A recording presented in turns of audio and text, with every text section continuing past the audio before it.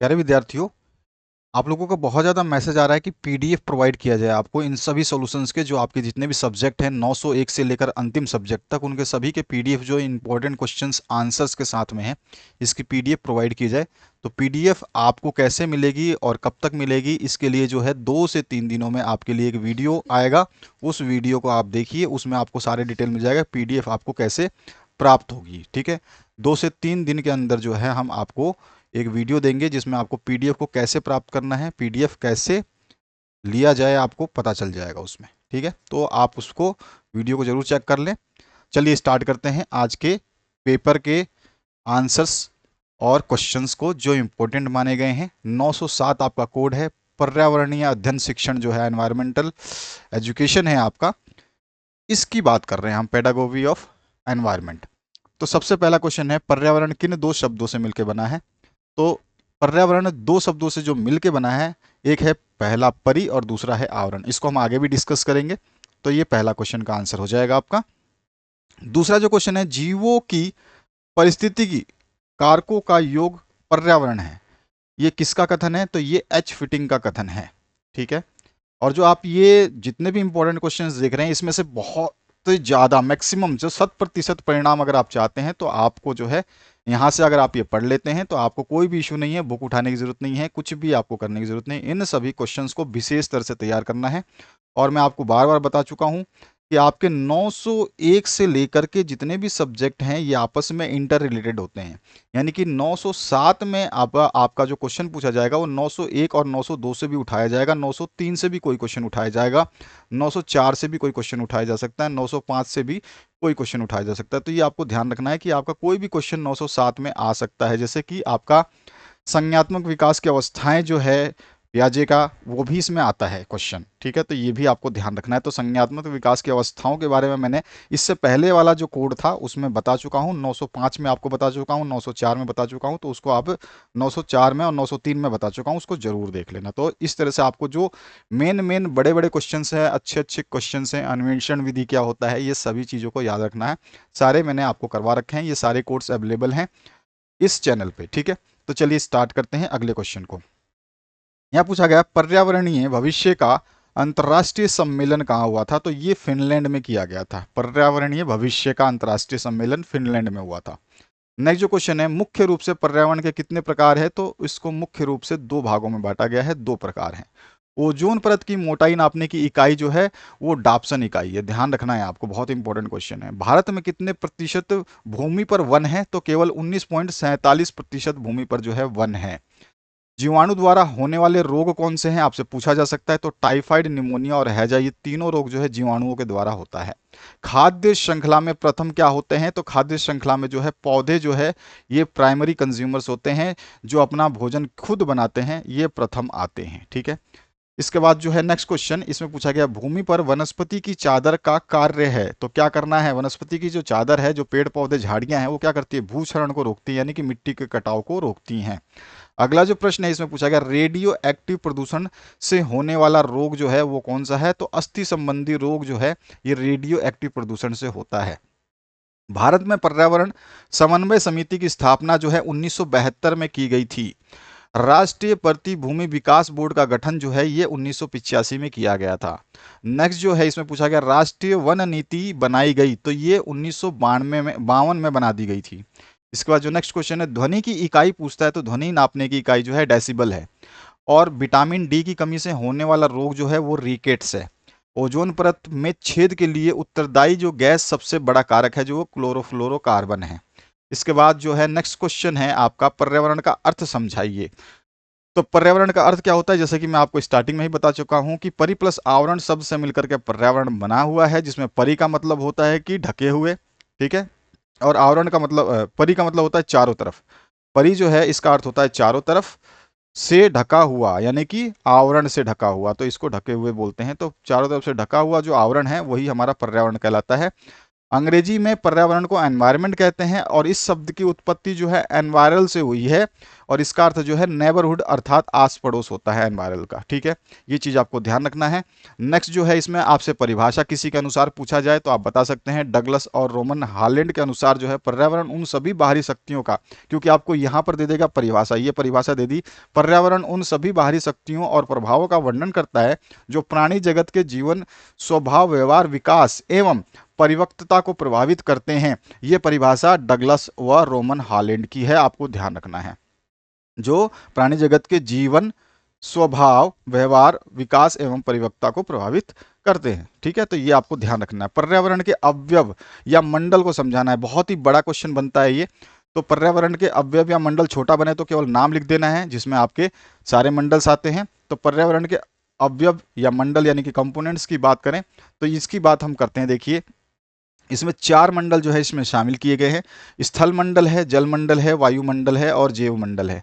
अब स्थल मंडल के बारे में आपको बता देना है, इसको लिथोस्फीयर भी कहते हैं। ठीक है, ये जो है आपका क्या होता है, पृथ्वी के सबसे ऊपरी ओर जो ठोस परत पाई जाती है, यह अनेक प्रकार की चट्टानों, मिट्टी तथा ठोस पदार्थों से मिलकर बनी होती है। इसे ही स्थल मंडल कहते हैं जिसमें हम रहते हैं।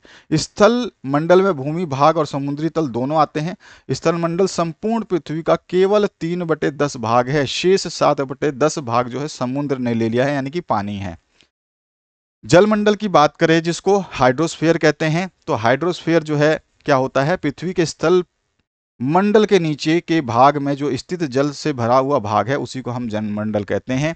जैसे कि झील, सागर, महासागर, ये सारे के सारे जो है 97.3% जो है महासागरों और सागरों का जल है। ठीक है, और जो बचा हुआ 2.7% है वो हिम नदी और बर्फ के पहाड़ों से, मीठे जल के झरनों से और झीलों से जो है भूमिगत जल के रूप में उपलब्ध है। मात्र इतना परसेंट जो है हमारे मतलब उपयोग योग्य पानी है, और वो भी बिल्कुल एग्जैक्टली नहीं कह सकते क्योंकि इसमें बर्फ के पहाड़ भी शामिल किए गए हैं।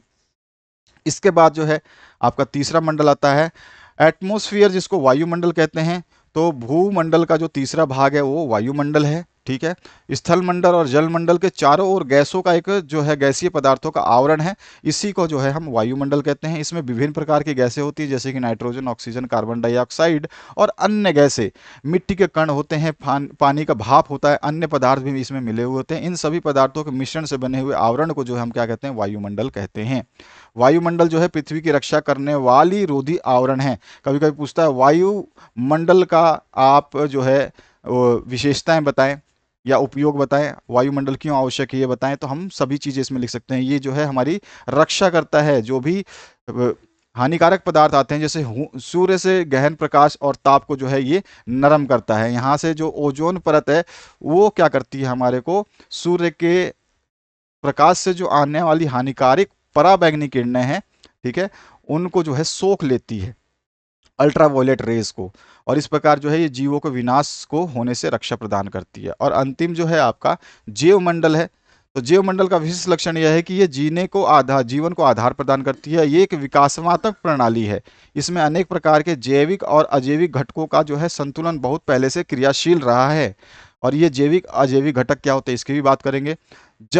वायु, जल, मनुष्य, जीवन जंतु, जो वायु है, जल है, मनुष्य है, जीव जंतु, वनस्पति, लवक, मिट्टी और जीवाणु, ये सभी जो जीवन चरण के प्रणाली में अदृश्य रूप से एक दूसरे से जुड़े हुए हैं। हम जानते हैं कि वायु हमारे से जुड़ा है, वह जल भी हमारे से जुड़ा हुआ है, और जीव जंतु भी हमारे से जुड़े हुए हैं। तो ये सारी चीज़ें जो है हमारे से क्या जुड़े हुए हैं, अच्छे तरीके से जुड़े हुए हैं। ठीक है, और ये जो है व्यवस्था पर्यावरण कहलाती है। ठीक है, अब आगे आते हैं पर्यावरण की प्रति विद्यालय की भूमिका क्या होती है। पर्यावरण के प्रति विद्यालय की भूमिका आपसे पूछता ही पूछता है।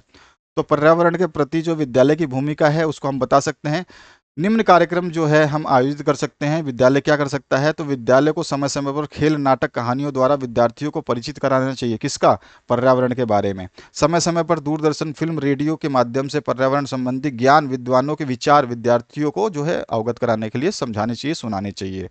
विद्यालय में विद्यार्थियों को समय समय पर संतुलित भोजन, स्वच्छता, प्राकृतिक वातावरण के महत्व और उसकी उपयोगिता के विषय में बताना चाहिए। साथ ही साथ जो है विद्यालय पुस्तकालय में पर्यावरण शिक्षा का साहित्य प्रचुर मात्रा में उपलब्ध होना चाहिए। ये सारे के सारे उत्तरदायित्व हैं विद्यालय के।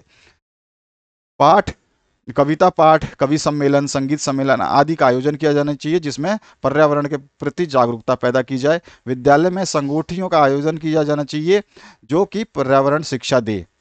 रेडियो और आकाशवाणी के प्रमुख कार्यक्रमों का आयोजन जो विद्यार्थियों को सुनाना चाहिए जिसमें पर्यावरण के बारे में ज्ञानप्रद जानकारी हो, और रेडियो के माध्यम से विद्वानों के विचारों को विद्यार्थियों तक पहुंचाना चाहिए। विद्यालय में टीवी की व्यवस्था कर पर्यावरण संबंधी कार्टून, फिल्म, नाटक विद्यार्थियों को दिखाए जा सकते हैं। लोक संचार परिषद नई दिल्ली द्वारा अभिनयात्मक फिल्म ऐसे तैयार की गई है जो पर्यावरण बोध स्वरूप एवं संरक्षण द्वारा उनके रचनात्मक स्वरूप को जो है क्या करती है, दिग्दर्शक करती है, यानी कि निखारती है। और संसद, विधानसभा या संयुक्त राष्ट्र संघ की सुरक्षा परिषद के कृत्रिम मार्क्सेशन का प्रदर्शन, किसी महापुरुष के नेतृत्व के विषय में जो प्रदर्शन आदि चलचित्र में पूर्ण नाट्यकरण की उसकी जो है टेपिंग कर फिल्मांकन किया जा सकता है। ये भी जो है स्कूल में हम कर सकते हैं। स्कूल का ये उत्तरदायित्व हो सकता है पर्यावरण के उसके अंदर। और विद्यालयों में वाद विवाद प्रतियोगिता, बाल सभा में पर्यावरण प्रदूषण और उसके नियंत्रण संबंधी उपायों पर चर्चा करना चाहिए। बहुत सारे हैं, इसमें से आपको जो आपके क्वेश्चंस हैं, अगर आप जो क्वेश्चन सपोज करिए 5 नंबर का पूछता है तो आपको एक एक्स्ट्रा पॉइंट लिख देना, यानी कि 6 पॉइंट लिखोगे तो आपको 5 नंबर मिल जाएंगे। लेकिन मैं कहूंगा कि आपको जितने ज़्यादा याद हो उतने ज़्यादा लिखें, अगर आपको कम याद है तो कम लिखें, लेकिन ज़्यादा से ज़्यादा याद करने का प्रयास करें। इस प्रकार जो वातावरण उत्पन्न करना चाहिए, मतलब इस प्रकार का वातावरण उत्पन्न करना चाहिए विद्यालय में जिससे प्रत्येक विद्यार्थी पर्यावरण के प्रति जो है जागरूक हो सके। इसके बाद आता है पारिस्थितिक तंत्र क्या है और इसके घटक क्या हैं। देखिए, इकोसिस्टम जो है वह तंत्र जो दो प्रकार के घटकों से मिलकर के बना हुआ होता है उसे ही परिस्थिति तंत्र कहते हैं। इसके दो घटक होते हैं, जैविक और अजैविक घटक। जैविक घटक को जो है बायोटिक कंपोनेंट कहते हैं। इसके अंदर जो है समस्त जीवधारियों को रखा जाता है जिसमें जंतु और वनस्पति दोनों शामिल है, यानी पेड़ पौधे और इंसान सभी शामिल है, जानवर भी शामिल है, और ये आपस में जो है संबंधित है। इन्हें ही जो है हम जैविक घटक जो है कहते हैं। और ये जैविक घटक जो है दो प्रकार के होते हैं, एक तो स्वपोषी होता है और एक दूसरा परपोषी होता है। स्वपोषी में तो केवल पौधे आते हैं जो अपने प्रकाश संश्लेषण की क्रिया द्वारा जो अपना भोजन खुद बनाते हैं। बाकी जो परपोषी होते हैं वो जो है अपना भोजन खुद नहीं बनाते हैं, दूसरे के भोजन पे जो है जीवित रहने के लिए जो है क्या करते हैं, अपने आप को निर्भर रखते हैं। उन्हीं को हम परपोषी कहते हैं, यानी कि दूसरे के ऊपर डिपेंडेंट, जिसमें मनुष्य और आपके अन्य जीव जंतु सब शामिल होते हैं पौधों को छोड़कर। पौधे जो है स्वपोषी होते हैं।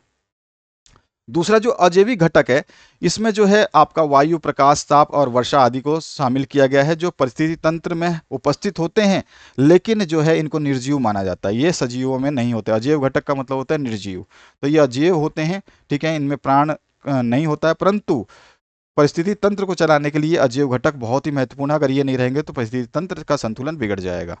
पर्यावरण शिक्षा की आवश्यकता क्या है, इसको समझाना है आपको।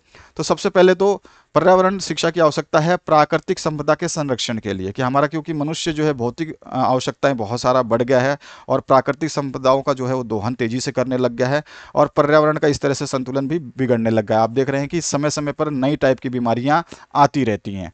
तो मनुष्य जो है प्राकृतिक संपदाओं को सीमित प्रयोग करे, उसके संरक्षण के बारे में सोचे, इसीलिए जो है पर्यावरण शिक्षा की आवश्यकता है। दूसरा जो है प्रकृति प्रदूषण की रोकथाम के लिए, जो प्रदूषण फैल रहा है उसको रोकथाम करें तो हमें पर्यावरण शिक्षण की आवश्यकता है, ठीक है। उसके अलावा जो है सुरक्षित और सुखद जीवन जीने के लिए भी हमारे को पर्यावरण शिक्षण की आवश्यकता है, ठीक है।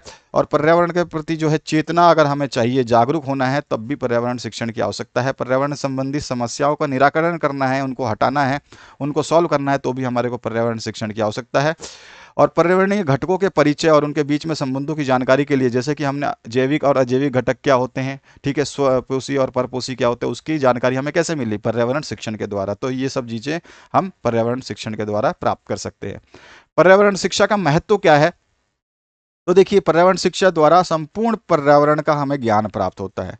पर्यावरण जो है शिक्षा वायु, जल, ध्वनि, मृदा, जनसंख्या आदि प्रदूषणों के कारणों और उनके नियंत्रण की विधियां बताती है। ये महत्व है इसका। उसके अलावा क्या महत्व है, पर्यावरण शिक्षा जो है पर्यावरण संरक्षण, वन्य जीव संरक्षण, मृदा संरक्षण की अनेक विधियों के बारे में और साथ ही साथ उनकी उपयोगिता के बारे में हमें जो है ज्ञान देती है। इसका महत्व है पर्यावरण शिक्षा जनता को पर्यावरण संरक्षण, सुरक्षा एवं सुधार के कार्य के लिए सदैव जो है प्रेरित करने का कार्य करती है। पर्यावरण शिक्षा छात्रों को लोकतांत्रिक नागरिक बनाने में सहायता करता है और उनको जो है अपने अधिकारों और कर्तव्यों का ज्ञान भी बताता है या बोध कराता है। पर्यावरण शिक्षा विद्यार्थियों को सामाजिक चरित्र के विकास में जो है सहायता प्रदान करता है। इसके माध्यम से विद्यार्थियों में संयोग, प्रेम और सहकारिता आदि गुणों का विकास होता है। पर्यावरण शिक्षा के द्वारा भावी पीढ़ी का भविष्य सुरक्षित और सुखी हो सके, ऐसे कार्यों को करने के लिए जो लोगों को प्रेरित किया जाता है। तो ये सारे के सारे पॉइंट्स हैं जिनको आप अच्छे तरीके से समझा सकते हैं, लिख सकते हैं। पर्यावरण चेतना यानी शिक्षा विकसित करने में जनसंचार माध्यमों की भूमिका क्या है? बहुत ही मोस्ट इंपॉर्टेंट क्वेश्चन है। तो पर्यावरण चेतना यानी कि शिक्षा विकसित करने के लिए कुछ जनसंचार की माध्यमों का भूमिका का वर्णन हम इस तरह से कर सकते हैं, जिसमें पहला हम ले सकते हैं समाचार पत्र।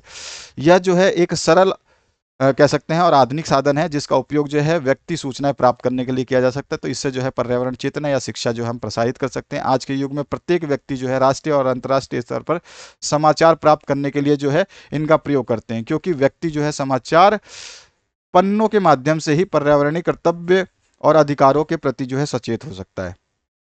इसके बाद जो है पत्रिकाएं, समाचार तो है ही, समाचार पत्र तो है ही आपके न्यूज़पेपर्स, और उसके अलावा पत्रिकाएं जो है आपके भारत में अनेक प्रकार की पत्रिकाओं का जो है प्रकाशन किया जाता है, जिसके माध्यम से अनेक प्रकार के पर्यावरण के प्रति कर्तव्य और अधिकारों की विवेचना की जा सकती है, जो हिंसात्मक प्रवृत्ति होती है उसको भी रोकने में जो है मदद करते हैं। पत्रिकाओं के द्वारा जो है पर्यावरण संरक्षण हेतु आवाज भी उठाई जा सकती है, जिससे सरकार प्रशासन का ध्यान उनकी ओर आकर्षित हो सके। इसके अलावा जो दूसरी भूमिका है जनसंचार का, उस पुस्तक और अध्ययन सामग्री जो कि हम पढ़ते हैं, शिक्षा संबंधी अध्ययन सामग्री पढ़ते हैं, इससे हमारे जो अधिकार और कर्तव्य जो हमारे को समझ में आते हैं। टेलीविजन जो है इसमें महत्वपूर्ण भूमिका निभाती है, क्योंकि हर ग्रामीण स्तर पर जो है आपको पहुंचाना है, तो सब जगह तो समाचार पत्र हर लोग नहीं खरीदते हैं, ना ही पत्रिकाएं खरीदते हैं। तो टेलीविजन जो है आजकल सभी के घरों में पहुंचता है, या मतलब आसपास के पड़ोस में भी है, और सभी लोग टेलीविजन देखना पसंद करते हैं। तो उसमें बीच बीच में विज्ञापनों के माध्यम से टीवी के द्वारा नागरिकों को जो है पर्यावरण संबंधी ज्ञान को जो है समझाया जा सकता है। ठीक है। कचरों का जो है अपशिष्ट प्रबंधन कैसे करना है, प्रदूषण नियंत्रण कैसे करना है, जीवन संरक्षण कैसे करना है, कृषि का विकास कैसे करना है, ये सारी जो भूमिकाएं हैं ये टेलीविजन के माध्यम से समझाई जा सकती हैं। रेडियो भी जो है श्रव्य माध्यम है, आजकल सभी के पास रेडियो, पहले बहुत ज़्यादा सुनते थे, आजकल नहीं सुनते हैं, लेकिन फिर भी हमको तो लिखना है आंसर, तो रेडियो के माध्यम से अनेक काव्य और नाटकों की कृतियों द्वारा जो है हम पर्यावरण के लिए सचेत कर सकते हैं। इसी माध्यम से सामान्य जन तक जो है पर्यावरण से जो है पर्यावरण के संरक्षण और पर्यावरण प्रदूषण और पर्यावरण शिक्षा और वन्य जीव जंतु की संरक्षण पर और पेड़ लगाओ अभियान के बारे में जो है सूचना कार्यक्रम जो है प्रसारित किए जा सकते हैं। और वीडियो टेप भी है इसका साधन, आप चाहे तो वीडियो टेप को भी इंक्लूड कर सकते हैं। इसके बाद जो है आपका नेक्स्ट क्वेश्चन बनता है पर्यावरण प्रबंध से क्या तात्पर्य है, इसके उद्देश्य और प्रभावों की व्याख्या करिए। पर्यावरण प्रबंध जो है क्या होता है, ये होता है पर्यावरण की गुणवत्ता से, यानी कि पर्यावरण प्रबंध क्या करता है कि पर्यावरण की गुणवत्ता को जो सुधार करता है, जिसका अंतिम परिणाम क्या होता है, जीवन की गुणवत्ता को सुनिश्चित करना होता है कि हमारे जीवन में कोई भी परेशानी ना हो। यानी कि हम छोटे से लाइन में कहें तो मानव तथा पर्यावरण के मध्य संबंध सुधार की प्रक्रिया ही पर्यावरण प्रबंध कहलाती है। प्रबंध के उद्देश्य की बात करें और प्रभावों की बात करें तो उद्देश्य बहुत सारे हैं, जो कि हम उद्देश्यों को लिख सकते हैं, जिसमें आपका उद्देश्य है प्राकृतिक संसाधनों के विदोहन या अतिदोहन तथा उपयोग को सीमित तथा नियंत्रित करना, प्राकृतिक संसाधनों का नवीनीकरण, साथ ही साथ प्राकृतिक प्रकोपों के प्रभाव को कम करना और उनके बारे में जानकारी देना। उसके अलावा जो है प्राकृतिक संसाधनों के एक बार उपयोग के बाद उत्पन्न अपशिष्टों के पूर्ण चक्रण तथा पूर्ण प्रयोग के माध्यम से प्राकृतिक संसाधनों का अधिकतम जो है उपभोग करना। ठीक है। यानी कि हम जो है क्या करें, रीयूज करें, रिसाइकिल करें, रिड्यूस करें, ये चीज़ें हम पढ़ेंगे। 3R भी आपसे पूछा जाता है, तो उसको भी हम डिस्कस करेंगे। उसके अलावा हम बता सकते हैं उत्पादन की वर्तमान प्रौद्योगिकी के उपयोग पर पुनः विचार करना, जिससे वह प्रदूषण मुक्त हो सके। पर्यावरण परिरक्षण के लिए नियमों और तथा कानूनों की व्यवस्था तथा उनकी कड़ाई से पालन कराना, और साथ ही साथ योजनाओं तथा कार्यक्रमों का पर्यावरणीय दृष्टि से मूल्यांकन करना। तो ये सारे के सारे जो है हम बता सकते हैं उद्देश्य। और इसके प्रभाव की बात करें तो प्रभाव भी बहुत सारे हैं, प्रभाव लिख सकते हैं हम। और जैसा कि मैं बता चुका हूँ, पीडीएफ जो आपको इन सभी वीडियोस के जो पीडीएफ है, जैसे आप सॉल्यूशंस देख रहे हैं, हर वीडियो का आप सॉल्यूशंस देख चुके हैं, 100% परिणाम आपका आ सकता है। आप चाहे तो इन सभी पीडीएफ को प्राप्त कर सकते हैं। उसके लिए 1 से 2 दिन में मैंने जैसे बताया कि आपके लिए जो है पीडीएफ प्राप्त करने के लिए वीडियो दे दिया जाएगा, कि इस वीडियो के माध्यम से आपको ये ज्ञान मिल जाएगा कि वीडियो देखने के बाद में जो है आपको क्या पता चलेगा कि आपको वीडियो जो है ये बताएगा कि आपको ये पीडीएफ कैसे प्राप्त करनी है। तो उसमें सारी जानकारी मिलेगी, और आपको किस समय से किस टाइम से किस टाइम तक ये पीडीएफ उपलब्ध कराया जाएगा, वो भी जानकारी मिलेगी। तो ये वीडियो बहुत ही इंपॉर्टेंट रहेगा, इसको जरूर देख लेना। 1 से 2 दिन में जो है ये वीडियो आपके सामने लाइव हो जाएगा। इसके अलावा जो है यहाँ पर हम बता सकते हैं इसके प्रभाव। तो बहुत सारे प्रभाव जो है पर्यावरणीय प्रबंध का प्रभाव क्या हो सकता है। पर्यावरण प्रबंध का कार्य ऐसे तरीकों को बताना है जिसके माध्यम से ऐसे उत्पादों का निर्माण करना जिससे कि कम प्रदूषण उत्पन्न हो, पुनः निर्माण में कम लागत हो और कम प्रदूषण उत्पन्न किया जा सके उससे। ये सब माध्यमिक प्रकृति के वास्तविक रूप को बनाए रखने में जो है सहायता प्रदान करते हैं। ये जो है माध्यम जो है ये प्रकृति के वास्तविक रूप को क्या करते हैं, बनाने में सहायता प्रदान करते हैं। पर्यावरण प्रबंध पर्यावरण संरक्षण हेतु पर्यावरण तकनीक है जिसके माध्यम से भविष्य हेतु पर्यावरण को सुरक्षित रखने के लिए विभिन्न तकनीकों का निर्माण जो है किया जा सकता है। इसके अलावा जो है आप बता सकते हैं पर्यावरण प्रबंध के बाद में जो है हम बता सकते हैं ये भी कि जो यह विभिन्न तरीकों द्वारा पर्यावरण पर पड़ने वाला नकारात्मक प्रभाव को कम करता है। पर्यावरण प्रबंध जो है उत्पादन की प्रक्रिया परिवर्तन, रिसाइकलिंग, उचित गृह प्रबंध आदि के माध्यम से प्रदूषण को रोकने का प्रयास करता है। पर्यावरण प्रबंध मुख्यतः जो है उत्पाद की विशेषता एवं उत्पाद बाजार पर केंद्रित होता है। उत्पाद केंद्रित पद्धति से तात्पर्य उत्पाद पैकेजिंग और पूर्ण नियोजन एवं पर्यावरण के प्रति अनुकूलन को सम्मिलित करना होता है। ठीक है, तो इस तरह से हम इस सब क्वेश्चन के आंसर्स को लिखते जाएंगे और जितने भी आपको जो क्वेश्चंस दिए जा रहे हैं परफेक्ट रूप से बेहतरीन सॉल्यूशन और इजी सॉल्यूशंस दिए जा रहे हैं, इनको आप अभी समय रहते ही पूरी तरह से अच्छी तरह से याद कीजिए ताकि आप जो है इसको बिल्कुल भी भूल ना पाए और बार बार रिवाइज करते रहें। पर्यावरण शिक्षा में क्रियात्मक अनुसंधान की भूमिका बहुत इंपॉर्टेंट क्वेश्चन होता है। क्रियात्मक अनुसंधान की भूमिका पूछता ही पूछता है। तो क्रियात्मक अनुसंधान एक ऐसी प्रक्रिया है जिसका उद्देश्य मौलिक समस्याओं का अध्ययन करके नवीन तथ्यों की खोज करना, क्योंकि क्रियात्मक अनुसंधान है ये, तो नवीन तथ्यों की खोज करना, जीवन सत्य की स्थापना करना तथा नवीन सिद्धांतों का प्रतिपादन करना है। तो क्रियात्मक अनुसंधान कौन सी प्रक्रिया है ये भी आपको पता होना चाहिए। क्रियात्मक अनुसंधान के द्वारा छात्र पर्यावरणीय समस्याओं को पहचानने तथा उनके विश्लेषण के द्वारा समुदाय में समस्या को कम करने का प्रयत्न करते हैं। इस प्रकार छात्रों को पर्यावरणीय कार्यों में व्यस्त रखकर उनको जागरूक किया जा सकता है। इस प्रक्रिया में निम्नलिखित चरण हैं। तो क्रियात्मक अनुसंधान की भूमिका में हम जो चरण लिखेंगे उन चरणों को लिखेंगे। इसमें जो है समस्या की पहचान जो है करना होता है। ठीक है, पहले समस्या की हम पहचान करेंगे कि इस चरण में छात्र की भूमिका होती है, अन्वेषक की होती है, यानी कि समस्या पहचान करने वाले की। छात्र अपने इंद्रियों का प्रयोग करके एक स्थान का अवलोकन करता है तथा सूचनाएं प्राप्त करता है जो छात्र को अपने पर्यावरण के बारे में सूचनाएं प्रदान करता है और वह संभवतः किसी न किसी समस्या को कम करने में मदद करता है। ठीक है, कुछ ना कुछ तो किसी को ना किसी को समझ में आता ही है। समस्या प्रस्तुत करना, अब समस्या की पहचान कर लिए तो दूसरा चरण जो है समस्या को प्रस्तुत करना। दूसरे चरण में छात्रों को समस्या प्रस्तुत करने के लिए कहा जाता है। समस्या का प्रस्तुतिकरण ऐसा होना चाहिए जो परिस्थिति को परिभाषित कर सके कि भाई समस्या कैसी है तथा जिसका समाधान भी किया जा सके। तो समस्या प्रस्तुत करना और साथ ही साथ उसकी पहचान करना और फिर उसके बाद में प्रस्तुत करना। फिर उसके बाद जब प्रस्तुत करेंगे तो हम समाधान की बात कर रहे हैं, तो समाधान ढूंढना। छात्रों के लिए बातचीत तथा विचारों का आदान प्रदान जरूरी है ताकि अपने सुझावों का विस्तार करने में सक्षम हो सके। छात्रों को दूसरे के आलोचनात्मक विचारों से बचना चाहिए तथा अपने साथियों के विचारों को स्वीकार करना चाहिए। इससे समाधान ढूंढने में क्या होगी, आसानी होगी। छात्रों को बेहतर समाधान खोजने में निम्न जो है तकनीक जो है सहायता करती हैं। तो इसमें जो है समाधान ढूंढने में कौन कौन सी तकनीक आती हैं, इसमें आ जाता है एक समाधान ढूंढने के लिए जो है अवसर के चक्र। ठीक है, पहला। दूसरा जो है ब्रेन राइटिंग और तीसरा जो है फोटोग्राफी और तीसरा जो है रिवर्स में कार्य। ठीक है, तो अब इसके बाद जो है हम समाधान का चयन करेंगे कि भैया इनमें से समाधान का चयन क्या करना है। ठीक है, तरीके कौन सा अपनाना है। तो इस चरण में छात्र को संभावित समस्याओं की प्रभाविकता को आंकना चाहिए और निम्नलिखित तकनीक के द्वारा छात्र समस्या समाधान चयन को बेहतर बना सकते हैं। और कौन कौन सी तकनीक है जिसके द्वारा हम समाधान को बेहतर बना सकते हैं, तो सभी विचारों को ब्लैक बोर्ड पर लिखें। छात्रों के साथ एक अच्छे विकल्प बनाने के लिए जो है मापदंड पर चर्चा करें। प्रत्येक छात्र को 3 स्टार दें और उनको जो सबसे ज़्यादा पसंद आए उस विचार को जो है स्टार देने को कहें। ठीक है, उसके अलावा जो है कार्य योजना। ठीक है, अब कार्य योजना बना देंगे। छात्र को जो है कार्य पूरा करने के लिए जो है चरणों का क्रम निश्चित करना होगा।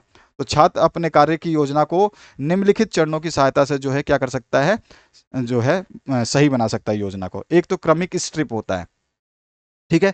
क्रमिक स्टिक में जो है आपका क्या होगा, इसमें मार्गदर्शक के साथ साथ कक्षा से कलाकार छात्र जो है कलानुक्रमित चित्रों की एक श्रृंखला बनाते हैं जो क्रमिक स्ट्रिप पर बनाया जाता है, और स्ट्रिप का प्रथम फ्रेम जो है वांछित परिणामों को दर्शाता है। और जो है वर्णनात्मक पैराग्राफ, जिसमें हम विभाजित टीम एक पैरा लिखे जो उनके समस्या चयन को स्पष्ट करे तथा बताइए कि वे इस योजना को कैसे क्रियान्वित करें, यानी कि कैसे जो है इसको स्टार्ट करें, आगे बढ़े।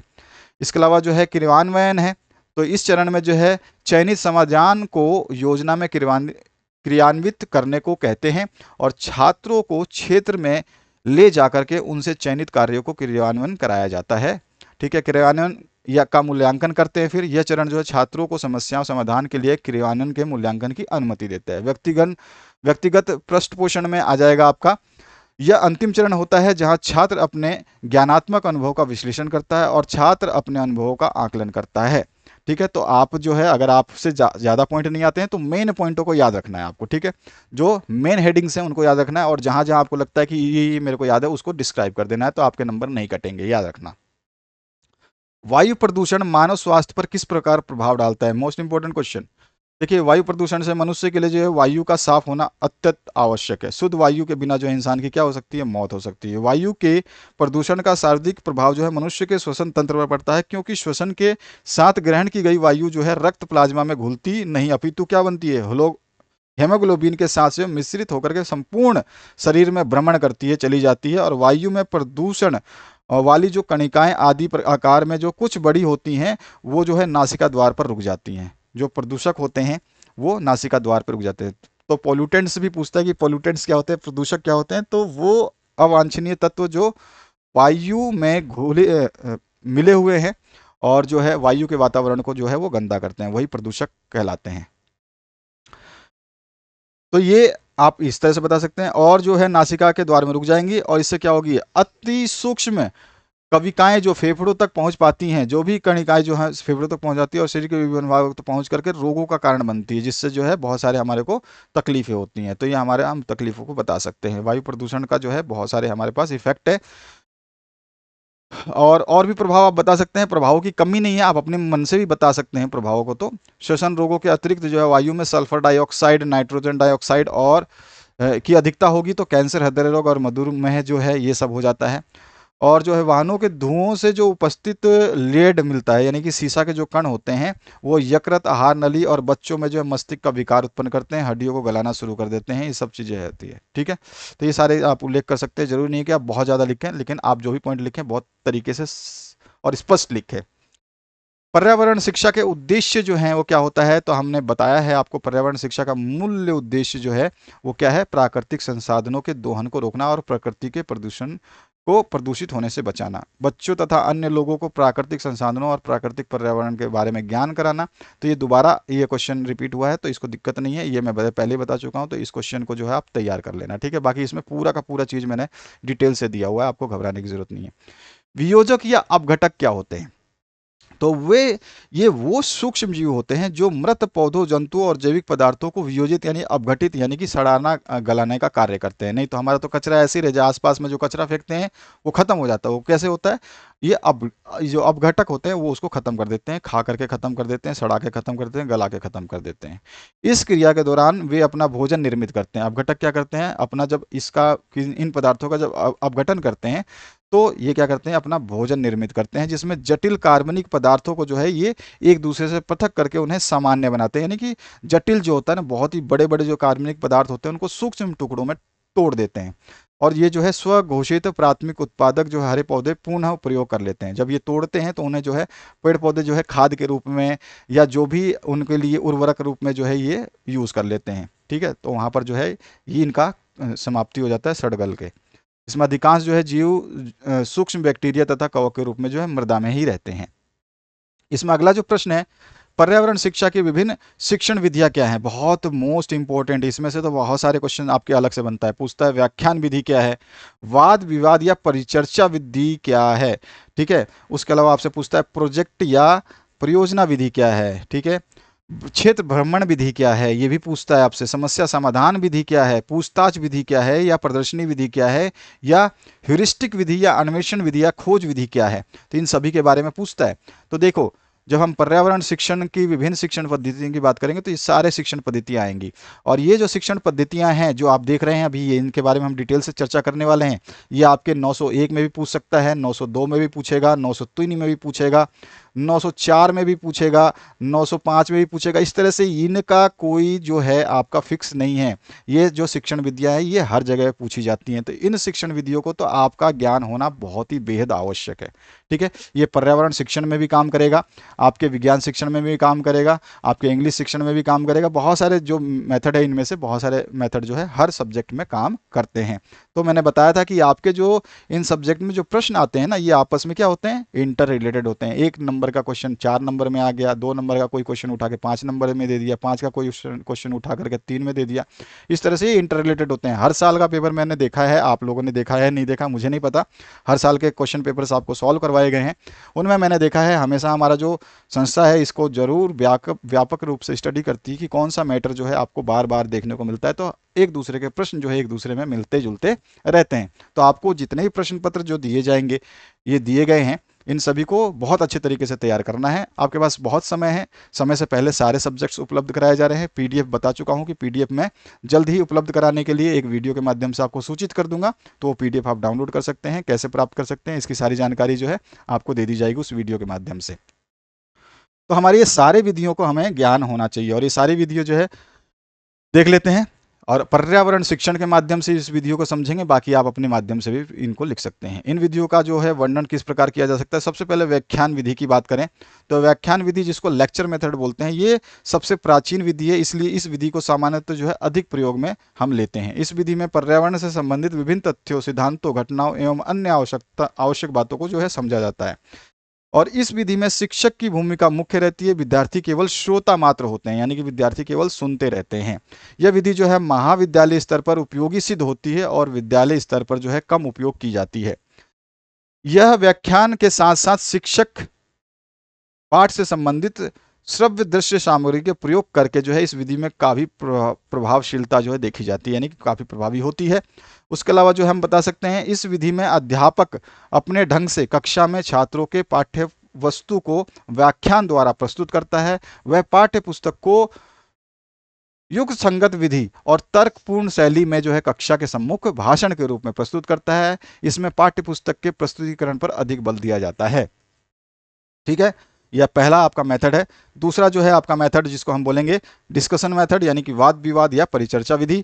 तो यहाँ पर जो है इसमें क्या होता है, इस विधि के अंतर्गत शिक्षक और विद्यार्थी पर्यावरण के किसी पहलू, घटना, तथ्यों, समस्याओं के कारणों और उनके निवारणों पर जो है विषय में आपस में क्या करते हैं, चर्चा करते हैं और अपने अपने विचार रखते हैं। और इस प्रकार बहुत से बिंदु चर्चा के द्वारा निकल करके जो है सामने आते हैं। इसमें शिक्षक और विद्यार्थी दोनों ही सक्रिय रहते हैं। पहले में जो शिक्षक सक्रिय था, इसमें क्या होता है, शिक्षक और विद्यार्थी दोनों ही सक्रिय रहते हैं। साथ ही साथ जो है इस विधि का प्रयोग जो है प्राथमिक, माध्यमिक और उच्च कक्षाओं में सुगमता से किया जा सकता है। इस विधि के द्वारा विद्यार्थियों में ज्ञान वृद्धि के साथ साथ समस्या समाधान, तर्क शक्ति, आलोचना करने की विद्यार्थियों की क्षमताओं का भी विकास होता है। इसके बाद प्रोजेक्ट मेथड की बात करें, परियोजना विधि या प्रोजेक्ट विधि जिसको बोला जाता है। प्रोजेक्ट विधि करके सीखने के सिद्धांत पर आधारित है, अतः यह उत्तम विधियों में से एक है। यह छात्र केंद्रित विधि है। ठीक है, बहुत सारे इंपॉर्टेंट पॉइंटों को हाईलाइट किया गया है। यह विधि WH किलप्रिट द्वारा प्रारंभ की गई। परियोजना विधि में बालक अपने अनुभवों के आधार पर सीखता है, उन्हें स्वतंत्र रूप से सोचने विचारने का अवसर प्राप्त होता है तथा उनका शारीरिक और मानसिक विकास होता है। अब क्षेत्र भ्रमण या आपका पर्यटन विधि, इसके बारे में भी क्वेश्चन अलग से पूछा जाता है। इस विधि का अलग बात है और क्षेत्र भ्रमण की चीज अलग पूछी जाती है, वो भी हम डिस्कस करेंगे। तो भ्रमण विधि पर्यावरण शिक्षण प्रदान करने की सर्वोत्तम विधि में से एक है, क्योंकि हम भ्रमण के द्वारा जो है सीखते हैं।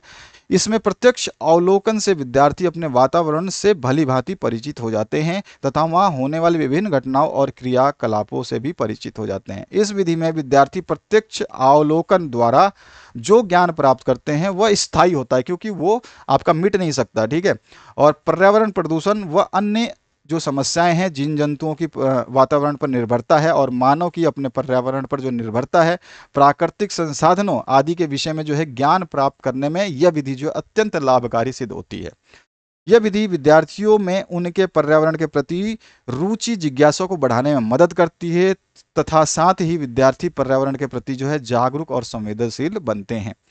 अगला जो प्रॉब्लम सॉल्विंग मेथड, जो कि हम समस्या समाधान विधि बोलते हैं, इसके बारे में समझते हैं। इस विधि में मानसिक क्रियाओं पर बल दिया जाता है। इस विधि में अध्यापक द्वारा विद्यार्थियों के सम्मुख जो है समस्याओं की प्रस्तुति की जाती है, जिसका समाधान विद्यार्थी अपने सीखे हुए नियम एवं सिद्धांतों और प्रत्ययों की सहायता से करते हैं।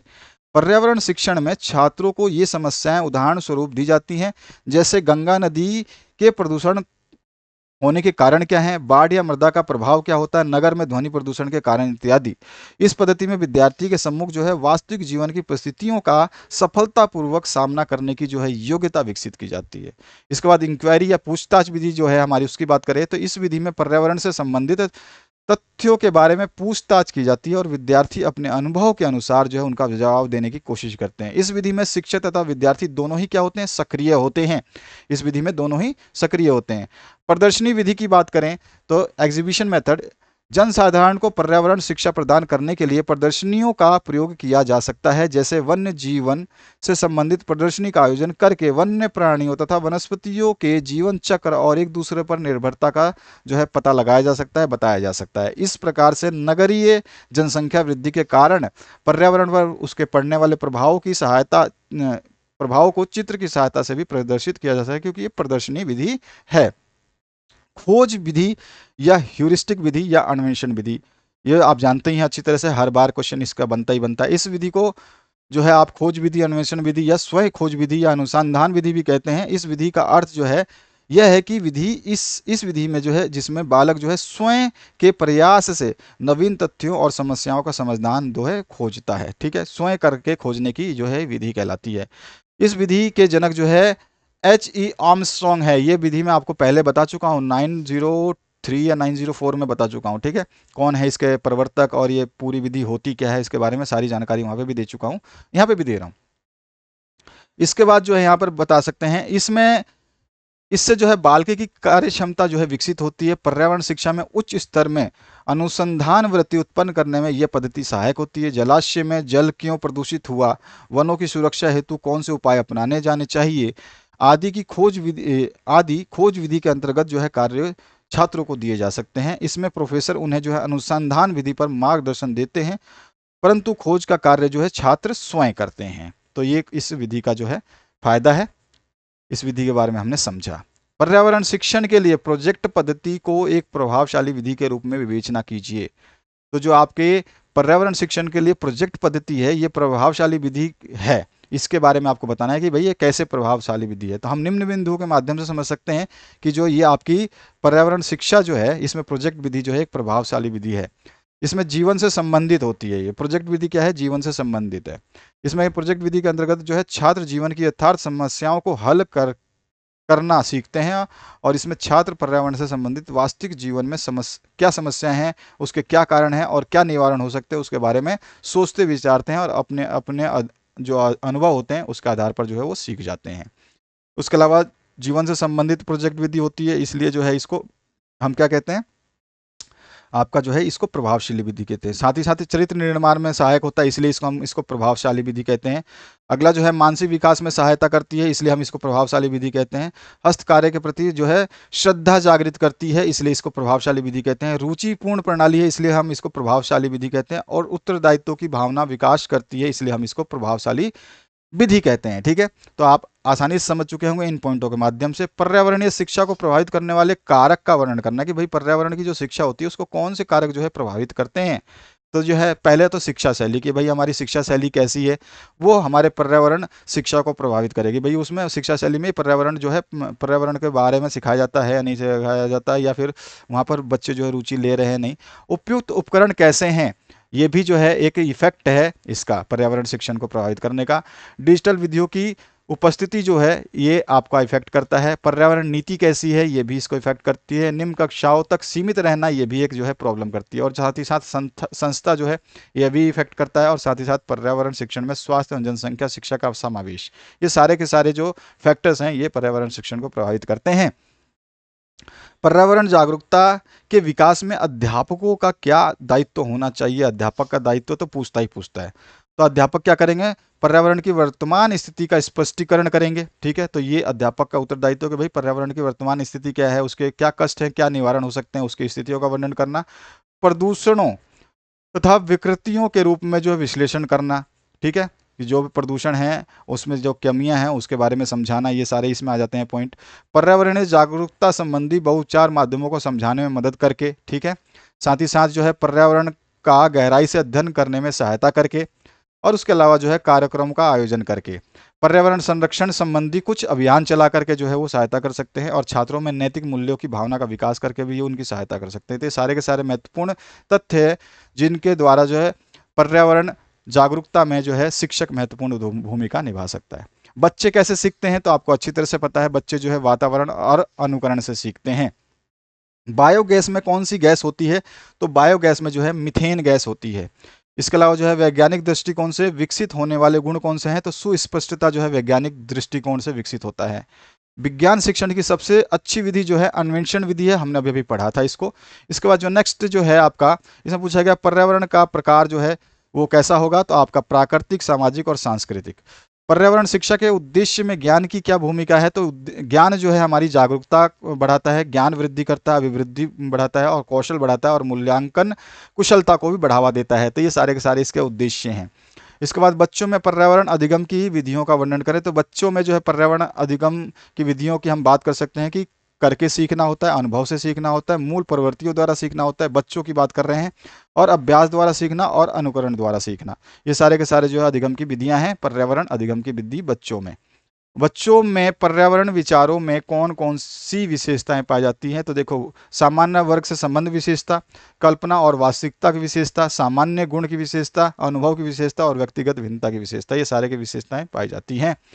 ब्रूनर के सीखने का सिद्धांत जो है वस्तु और व्यक्तियों तथा घटनाओं की पहचान करने पर आधारित है, उचित रचना कौशल सिद्धांत आधारित है और प्रत्ययों का विश्लेषण और अभ्यास। ठीक है, छोटे क्वेश्चंस ज़्यादा पूछे जाएंगे इस टाइप के। ब्रूनर के बारे में थोड़ा सा ज़्यादा पूछा जाएगा, तो सिद्धांतों का आपको वर्णन करना है, चार पॉइंटों को लिखना है, इसके बारे में आपको समझा देना है। पर्यावरण वह बाह्य शक्ति है जो हमें प्रभावित करती है। पर्यावरण की परिभाषा जो है J.S. रॉस ने दी थी। पर्यावरण शिक्षा नामक पद उन विद्यालय विषयों की ओर संकेत करता है जो मानवीय संबंधों को विवेचना करते हैं। ये कथन जो है E.V. वेस्ले का है। इसके बाद में परिचर्या एक शैक्षिक समूह क्रिया है जिसमें शिक्षक तथा छात्र सहयोगी रूप से किसी समस्या या प्रकरण पर बातचीत करते हैं। यह कथन जो है किसका है? हमारा जेम्स एम ली का है। पर्यावरण की गुणवत्ता के प्रति चिंता के सुविज्ञ दृष्टिकोण का विकास करना ही पर्यावरण शिक्षा है। ये परिभाषा जो है स्वान की है। ब्लूम ने पर्यावरण शिक्षा उद्देश्य को जो है बांटा है, उसको 3 भागों में बांटा है ब्लूम ने। प्रकृति का अनुसरण करो, ये कहा था रूसो ने। नेक्स्ट जो है इसमें पूछा गया है जीवों के परिस्थितिक कारकों का योग जो है पर्यावरण है। ये परिभाषा जो है फिटिंग की है, ये हमने स्टार्टिंग में ही पढ़ा था। परिस्थितिक और वातावरण उन सभी बाहरी दशाओं और प्रभावों का योग है जो प्राणी के जीवन और विकास को प्रभाव डालते हैं। यह परिभाषा खालिस्तान ने दी, तो ये हर्स्कोविट्स ने दी थी। पर्यावरण शब्द का अभिप्राय उन सभी बाहरी शक्तियों और तत्वों से है जो व्यक्ति को आजीवन प्रभावित करते हैं। यह परिभाषा जो है वुडवर्थ की है। खालिस्तान में आपको भरना है। पर्यावरण शब्द जो है किस भाषा से लिया गया है? तो फ्रेंच भाषा का ये शब्द है। पर्यावरण दिवस जो है कब मनाया जाता है? 5 जून को। हम कौन कौन से दिवस कब मनाए जाते हैं इसकी भी हम विश्लेषण चर्चा करेंगे। प्रदूषण प्रदूषित जल से होने वाला प्रमुख रोग कौन सा है? तो प्रदूषित जल से जो होता है हमारा पीलिया हेपेटाइटिस। इसके बाद जो है एनसीएफ का पूरा नाम नेशनल करिकुलम फ्रेमवर्क है, आप सभी को पता है। मूल्यांकन क्या होता है, कैसा कैसा होता है मूल्यांकन? तो लिखित, मौखिक और प्रयोगात्मक। पाठ्य योजना की पंचदीपीय प्रणाली जो किसने दी थी? हर्बर्ट की। अच्छा, पर्यावरण मूलतः जो है खालिस्तान के आधार पर होता है, तो मानव का पर्यावरण पर मूलतः जो किसका अधिकार होता है? तो मानव का अधिकार होता है। और खालिस्तान चिपको आंदोलन से संबंधित है, तो सुंदरलाल बहुगुणा जो है चिपको आंदोलन से संबंधित है। प्रथम विश्व पर्यावरण सम्मेलन जो है 1972 में हुआ था। ग्रीन हाउस प्रभाव राष्ट्रीय प्रदूषण से संबंधित है। ओजोन छेद के प्रभाव से पराबैंगनी किरणें जो है पृथ्वी पर आती हैं। इसके अलावा जो है आप बताएंगे विश्व वन्य जीवन कोष की स्थापना 1986 में हुई थी। चिपको आंदोलन भारत के उत्तराखंड राज्य से संबंधित है। मनुष्य की आवश्यकताओं की पूर्ति करने वाली वस्तुओं को जो है आजीविका कहा जाता है। पृथ्वी पर जीवधारियों के लिए ऊर्जा का मूल स्रोत जो है वो सौर ऊर्जा है, सूर्य की किरण है। प्रदूषण निवारण अधिनियम जो है 1981 में कुल 26 धाराएं हैं, ये ध्यान रखना है, सीधा सीधा पूछ लेगा आपसे। खालिस्तान प्रदूषण उच्च रक्तचाप होता है, तो ध्वनि प्रदूषण से जो है उच्च रक्तचाप यानी कि हाई बीपी होता है। ग्लोबल वार्मिंग खालिस्तान प्रभाव है, तो ये प्रकाश रासायनिक प्रभाव है। सर्वप्रथम परितंत्र शब्द का प्रयोग जो है किसने किया था, तो E.G. टेंसले ने किया था। इसके बाद में नेक्स्ट जो है आपसे पूछा गया संपोषित विकास शब्द का सर्वप्रथम प्रयोग जो है 1990 में किया गया था। परिस्थितिक प्रणाली का सरलतम नाम जो है क्या है, प्रकृति है। अपवाह की क्रिया का प्रमुख कारक जो है वो वर्षा है। पर्यावरण उपागम का अर्थ जो है वो आपको लिखना है, तो उपागम का अर्थ क्या होता है, छात्रों में भौतिक और सामाजिक पर्यावरण के संरक्षण हेतु उचित दृष्टिकोण विकसित करना। पुस्तकालय के महत्व क्या क्या हो सकते हैं, तो इसमें जो है मौन पठन अभ्यास हेतु और आवश्यक अवकाश के समय सदुपयोग हेतु, साथ ही साथ आत्म शिक्षण हेतु, शिक्षकों के लिए उपयोगी अतिरिक्त ज्ञान हेतु। पाठ्य योजना का महत्व बताइए। पाठ्य योजना आप जानते ही हो, आपका यूनिट जो है आपका पाठ्य योजना, सारी योजनाएं पूछी जाती हैं, तो इसमें लक्ष्यों की स्पष्टता होती है। ठीक है, शिक्षण विधियों का चयन होता है, शिक्षक सामग्री की व्यवस्था हो जाती है, और इसमें जो है समय तथा शक्ति की बचत होती है, आत्मविश्वास में वृद्धि होती है, और पाठ्यक्रम समय पर समाप्ति की जा सकती है। पाठ्य योजना से ये होता है। सहायक सामग्री के क्या होती हैं, उदाहरण के साथ लिखना है, तो सहायक सामग्री जो है हमारे शिक्षा के विषयों को सरलतम माध्यम में विद्यार्थी तक पहुंचाने वाली सामग्री को जो है हम क्या कहते हैं, सहायक सामग्री कहते हैं। इसके बारे में तो मैं आपको बता चुका हूं पहले ही। और इसमें जो है श्यामपट्ट, पुस्तक, चित्र, मानचित्र, ग्लोब, ये सारे के सारे क्या हैं, उदाहरण हैं इसके। इसमें चार्ट और पोस्टर भी शामिल किए जा सकते हैं। पाठ्य योजना निर्माण के पूर्व आवश्यक सावधानियों को बताना है। जब पाठ्य योजना निर्माण करते हैं तो हमारे को पूर्व ज्ञान होना चाहिए, विषय वस्तु का पूरा ज्ञान होना चाहिए, सीखने का सिद्धांत हमें पता होना चाहिए, बालकों की रुचि कैसे है उसके प्रति ये भी हमें पता होना चाहिए, शिक्षण विधि कौन सी प्रयोग करेंगे ये पता होना चाहिए, और कौन सी शिक्षण सामग्री प्रयोग करेंगे ये हमें पता होना चाहिए। पाठ्य योजना के सोपान कौन सी हो सकते हैं, तो पाठ्य योजना के सोपान में जो है भूमिका है, प्रस्तुतिकरण है, तुलना एवं संबंध निर्धारण है, प्रयोग है और पुनरावृत्ति है। उसके बाद जो है एनसीएफ 2005 के 5 मार्गदर्शक सिद्धांत क्या है, तो इसके 5 मार्गदर्शक सिद्धांत जो है, ज्ञान को स्कूल के बाहर जीवन से जोड़ा जाए, पढ़ाई को जो है रटन प्रणाली से मुक्त किया जाए, पाठ्यचर्या पुस्तक केंद्रित ना रह के जाए, ये भी आपको ध्यान रखना है, और साथ ही साथ कक्ष को गतिविधियों से जोड़ा जाए एवं इसे जो है लचीला बनाया जाए। राष्ट्रीय मूल्यों के प्रति जो है अस्थवासन विद्यार्थी तैयार हों, या राष्ट्रीय महत्व के बिंदुओं को जो है पाठ्यक्रम में शामिल किया जाए। जो भी राष्ट्र के लिए हितों में जो मूल्य के बिंदु हैं उनको हमें पाठ्यक्रम में शामिल करना है। एनसीएफ 2005 का अंग या भाग जो है आपको बताना है, तो इसमें परिप्रेक्ष्य है, सीखने का ज्ञान है, पाठ्यचर्या के क्षेत्र, स्कूल की अवस्थाएं आकलन है, और विद्यालय व कक्षा का वातावरण है, और व्यवस्थित सुधार, ये सारे इसमें शामिल है इसके अंग में। इसके बाद में पर्यावरण पाठ्यक्रम निर्माण के सिद्धांत कौन कौन से होते हैं, तो देखिए सिद्धांत जो है विद्यार्थी के स्तर और मानसिक विकास के अनुकूल होना चाहिए, ये आपका सिद्धांत है। एक तो बालकों के रुचि के अनुसार होना चाहिए, वातावरण केंद्रित होना चाहिए, दैनिक जीवन की आवश्यकता की पूर्ति करने वाला होना चाहिए, विभिन्न विषयों से संबंधित होना चाहिए, साथ ही साथ क्रियाशीलता को स्थान मिलना चाहिए, वैज्ञानिक दृष्टिकोण का विकास होना चाहिए, प्रेरणादायक पाठ्यक्रम होना चाहिए। व्यापक सर्वे का क्षेत्र जो है माना जाता है, तो व्यापक सर्वे का क्षेत्र जो है वो सरकार है, कानून है, शिक्षा है और जनसंख्या है। कौशल के 2 प्रकार होते हैं। इसके बाद यहाँ पूछा गया विद्याओं को प्रदर्शित करने के लिए एक माध्यम जो है क्या है, वो पुस्तक है। ग्रीन हाउस प्रभाव शब्द का प्रयोग सर्वप्रथम जो है फूरियर ने किया था। भ्रमण विधि का प्रमुख गुण क्या है, तो प्रत्यक्ष अनुभव और स्थायी ज्ञान होता है, यानी कि हम सामने सामने देखते हैं और उसको अब आसानी से अर्जित कर लेते हैं। हमारा जो हमने देखा है उसको हम जल्दी से भूल नहीं पाते हैं, इसलिए वो स्थायी ज्ञान होता है। प्रोजेक्ट विधि का मुख्य सिद्धांत जो है स्वक्रिया, स्वतंत्रता और वास्तविकता है। इसके अलावा जो है प्रदर्शन विधि का आवश्यक सोपान जो है पाठ की प्रस्तावना और प्रयोग का विवरण है। इसके अलावा जो आपसे क्वेश्चन है इसमें पूछा जाता है विश्व की 3 प्रमुख समस्याएं क्या है जिन्हें 3P के नाम से जाना जाता है, तो विश्व की 3 जो समस्या है जिनको 3P के नाम से जाना जाता है, एक है पॉपुलेशन, पॉवर्टी और पॉल्यूशन। ठीक है, जिसको जनसंख्या प्रदूषण और गरीबी के नाम से जाना जाता है। संचित अभिलेख की विशेषताएं क्या होती हैं? तो संचित अभिलेख में जो है पूर्ण सूचनाएं आसानी से उपलब्ध होती हैं, सूचनाएं प्राप्त करने में सरलता होती है, सूचनाओं में सुस्पष्टता या स्पष्टता होती है, वस्तुनिष्ठता होती है, इसमें निरंतरता पाई जाती है और संक्षिप्तता भी होती है। अवलोकन विधि की विशेषताएं क्या है? तो अनुभाविक अध्ययन होता है, इसमें वास्तविक अध्ययन किया जाता है, व्यापक अध्ययन मिलता है, सरल अध्ययन होता है और प्रत्यक्ष अध्ययन भी होता है। ये सारे के सारे अवलोकन विधि की विशेषताएं हैं। पोर्टफोलियो के उद्देश्य क्या है?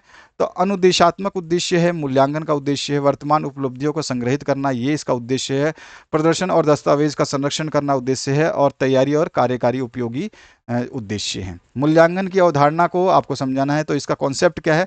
मूल्यांकन से शिक्षक को जानने में सहायता मिलती है कि क्या शिक्षार्थियों ने तथ्यों का अपेक्षित ज्ञान प्राप्त कर लिया है, सिद्धांतों और सामान्यकरणों की समझ उन्होंने विकसित कर ली है और अभिप्रेरित कौशल अनुप्रयोग और योग्यता विकसित कर ली है। इससे शिक्षकों को जो है शिक्षार्थियों के अधिगम के बारे में ठोस तथा विश्वसनीय प्रमाण जो है मिल जाता है। ये मूल्यांकन की अवधारणा है।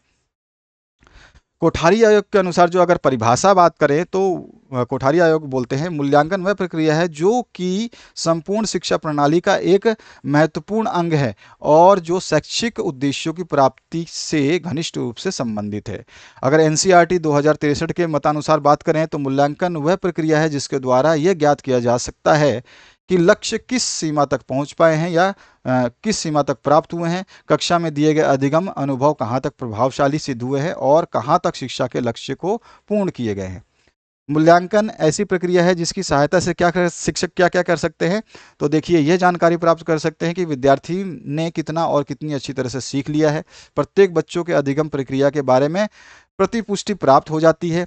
अपने जो शिक्षकों को ये जो है सहायता करते हैं, ठीक है ना, और अपने शिक्षक का मूल्य निर्धारण कर लेते हैं। ठीक है, जो शिक्षक हैं वो उन्होंने क्या पढ़ाया है उसका जो है मूल्य निर्धारण कर लेते हैं कि हमने जो पढ़ाया वो सही है कि गलत है और कितना अच्छा पढ़ाया है। अपनी अच्छाइयों और कमजोरियों को पहचान सकते हैं, तदनुसार उसमें सुधार भी कर सकते हैं। मंद गति से छात्रों के लिए उपचारात्मक शिक्षण की योजना बना सकते हैं। इस तरह से शिक्षकों की मदद करता है। ग्राम पंचायत के कार्य बहुत बार पूछा जाता है, तो ग्राम पंचायत के क्षेत्र के भीतर स्वच्छता की व्यवस्था करना, ठीक है, ये पहला कार्य है। सार्वजनिक कुओं तालाबों का निर्माण करवाना और उनकी आवश्यकता अनुसार मरम्मत कराना, ये उसका उद्देश्य है या कार्य है। नहाने व पालतू पशु के पीने हेतु पानी की व्यवस्था करवाना, सार्वजनिक संडासों तालाबों और कुओं की सफाई करवाना, गांव के मार्ग में अन्य सार्वजनिक स्थानों पर प्रकाश की व्यवस्था करना, उपयोग में लाए जाने वाले कुओं और गड्ढों को भरना और भोजन ग्रहों पेय पदार्थों तथा विभिन्न खाद्य पदार्थों जैसे दूध, मिठाई, फल, किसी भी प्रकार के अन्य खाद्य वस्तुओं के विक्रेताओं पर नियंत्रण रखना कि कहीं वो घूसखोरी तो नहीं कर रहे हैं। मानव के शव, पशुओं के शव जलाने के लिए स्थान की व्यवस्था करना और लावारिस पड़े शव को जलाना, कचरा इकट्ठा करने हेतु स्थानों की व्यवस्था करना, मांस के विक्रय और उसके परीक्षण की व्यवस्था करना, साथ ही साथ कांजी हाउस की व्यवस्था करवाना जहाँ पे भैंस गायों को रखा जाता है, वहाँ आने वाले पशुओं से संबंधित अभिलेख तैयार करवाना। उसके अलावा जो है सार्वजनिक बाजारों में मेलों के भिन्न अन्य किसी प्रकार के बाजारों में लोगों की स्थापना का प्रबंध कराना और जन्म, मृत्यु, विवाह संबंधी अभिलेख तैयार करवाना, जनगणना के कार्य में सरकार की मदद करना, ग्रामीण क्षेत्रों में सरकार द्वारा चलाए जा रहे टीकाकरण कार्यक्रम में सहायता देना और साथ ही पशुओं की सुरक्षा की व्यवस्था करना। ये सारे के सारे ग्राम पंचायत के कार्य हैं जो पूछे जाते हैं आपसे। जल प्रदूषण नियंत्रण के उपाय क्या हो सकते हैं?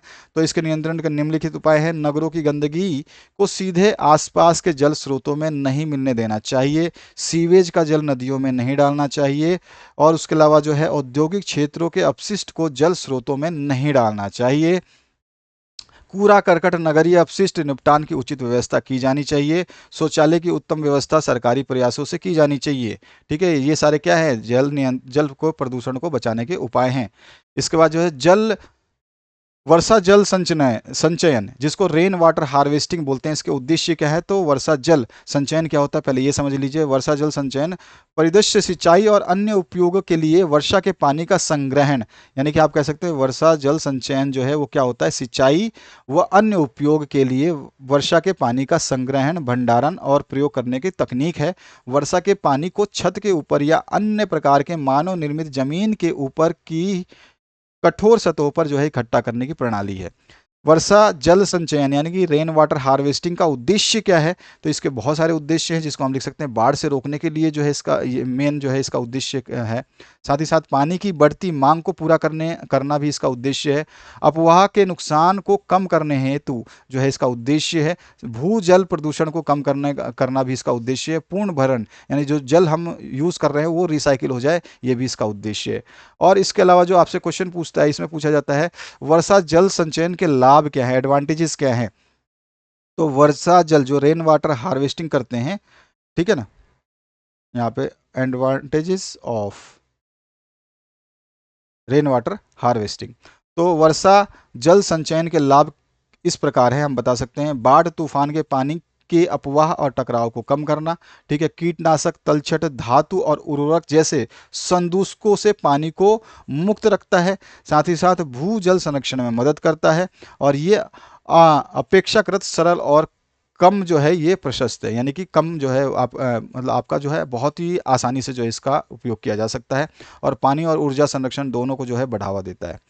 वैश्विक ऊष्मन और विश्व तापन, जिसको ग्लोबल वार्मिंग कहते हैं, ये क्या है? तो वायु में कार्बन डाइऑक्साइड की अधिक मात्रा होने से पृथ्वी की सतह का वातावरण का तापक्रम निरंतर बढ़ता जा रहा है, जिसे हम ग्लोबल वार्मिंग कहते हैं।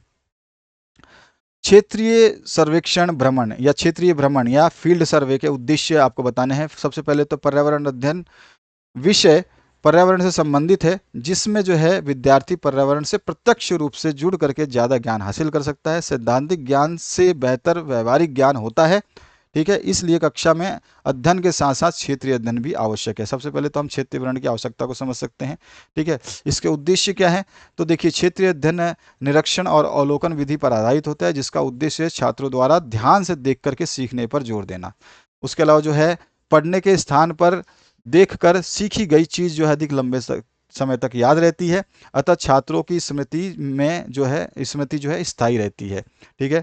उसके अलावा जो है छात्रों का प्रकृति से सीधे संपर्क हो जाता है। समूह में जाने पर सहयोग की भावना विकसित होती है। अध्ययन में रुचि का विकास होता है। ये सारे के सारे उद्देश्य हैं। क्षेत्र पर्यटन या क्षेत्र भ्रमण की विशेषताएं क्या क्या होती हैं? तो ये भी पूछ लेता है कभी कभी। तो नवीन अनुभवों को अर्जित करने में जो है ये उपयोगी होता है। नवीन सूचनाएं तथा तथ्य प्राप्त करना जो है इसकी विशेषता है। यथार्थ ज्ञान की उपलब्धि कराता है।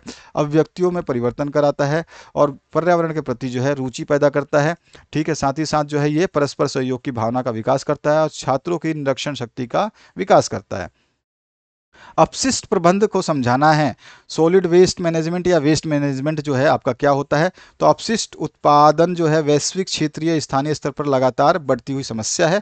भारतीय शहरों में अपशिष्ट की मात्रा बढ़ती जा रही है और देश में तेजी से जनसंख्या में वृद्धि और आर्थिक विकास के कारण जो है अपशिष्ट प्रबंधन से जुड़ी चुनौतियों का गंभीर सामना करना पड़ता है। अपशिष्ट में जो है ठोस, अर्ध ठोस, घरेलू अपशिष्ट से सारे होते हैं, जिसमें सैनिटरी अपशिष्ट हो सकते हैं, व्यावसायिक अपशिष्ट हो सकते हैं, इंस्टीट्यूशनल अपशिष्ट हो सकते हैं, कैटरिंग और मार्केटिंग से निकलने वाले अपशिष्ट हो सकते हैं, घरों से निकलने वाले अपशिष्ट हो सकते हैं, नालियों से निकलने वाले अपशिष्ट हो सकते हैं, बागवानी से जो निकलने वाले अपशिष्ट हैं वो हो सकते हैं, जैव चिकित्सा से निकलने वाले अपशिष्ट हो सकते हैं। ये सारे के सारे अपशिष्ट जो हैं ये हो सकते हैं। इनका जो है हम अच्छे तरीके से प्रबंध करें और जो है इनको आप अच्छे तरीके से जो क्या करें, इसको समझाएं। यही जो हमारा क्या है, अपशिष्ट प्रबंधन है, कि कैसे हमको इसको डिस्पोज करना है। पर्यावरण संरक्षण में 3 आर को समझाना है। तो पहला आर जो है रीयूज है, पुनः उपयोग जिसको बोला जाता है। पुनः उपयोग में हम किसी वस्तु का बार बार प्रयोग करते हैं जिससे हम पुनः उपयोग में ले सकें। उदाहरण के लिए लिफाफे को फेंकने की अपेक्षा हम फिर से उसे उपयोग में ले सकते हैं। विभिन्न खाद्य पदार्थों के साथ प्लास्टिक की बोतलें, डिब्बे इत्यादि का उपयोग जो है रसोई घर में वस्तु रखने के लिए किया जा सकता है। तो ये क्या हो गया, रीयूज हो गया। जैसे कि हम जो चीज़ लाए उसका ही आपने दोबारा से उपयोग कर लिया। तो ये आपके 3 आर होते हैं। आपको कभी कभी इसका फुल फॉर्म भी पूछ लेता है। दूसरा जो आर होता है उसको बोलते हैं पूर्ण प्रयोजन या रीपर्पस। तो रीपर्पस जो है इसमें क्या होता है, इसका अर्थ होता है जब कोई वस्तु जिस उपयोग के लिए बनी है उस उपयोग में नहीं आने पर उस वस्तु को किसी अन्य उपयोग की कार्य के लिए प्रयोग कर लेना। तो यही हमारा जो है क्या है, रीपर्पज है। उदाहरण के लिए टूटे फूटे चीनी मिट्टी के बर्तन होते हैं, उनको उनमें जो हम पत्थर उगा सकते हैं, ठीक है। उपयोग में नहीं आ सकते तो क्या कर सकते हैं हम उसको, उसमें जो है गमले मतलब पौधे उगा सकते हैं। और फिर आपका जो तीसरा आर होता है जिसको रिसाइकल बोलते हैं, जिसको पुनः चक्रण बोला जाता है, इसमें हम कर सकते हैं। इसका अर्थ यह है कि हम प्लास्टिक, कागज, कांच आदि धातु की वस्तुएं तथा ऐसे पदार्थ का पुनः चक्रण करके उपयोगी वस्तु बना सकते हैं जिनसे जो है ये रिसाइकलिंग हो सके। क्योंकि हम जो देखते हैं प्लास्टिक को बेचते हैं, कागज बेचते हैं, कांच बेचते हैं, तो ये सारी चीज़ें बेची जाती हैं कबाड़ियों के द्वारा, भंगार वाले इसको लेके जाते हैं और फिर से ये रिसाइकलिंग करके जो है उपयोगी वस्तु बना देते हैं। ठीक है ना, उपयोगी वस्तुएं बना देते हैं ये।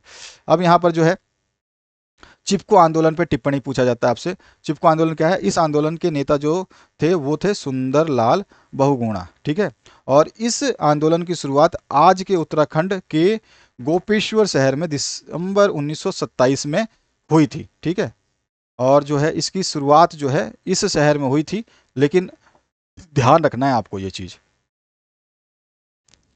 1973 होगा, ये 73 होगा।